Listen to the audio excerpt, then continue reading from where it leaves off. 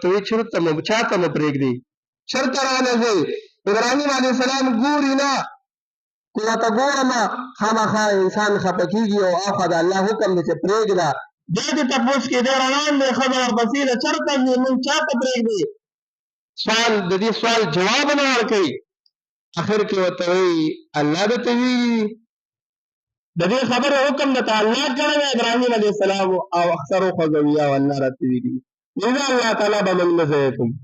نو چې ډېر منځ لاړ نو هلته کې بیا یو دعا کوي یا الله دا ځای آباد کړي دوی له مېوې ورکړي موږ تاسو وګورو څنګه آباد شوي د کومو دنیا نه خلک راځي هلته د بیت الله دپاره او مېوې ځکه ووایي که چېرې غنم او جوار یادول نو هغې دپاره به الله ضرورت راځي هغې کې به او مشین ته به وړې سالن به والا پخې او دا مېوې داسې څیز دی چې دې کې د هېڅ ضرورت نه راځي بس راشو کوو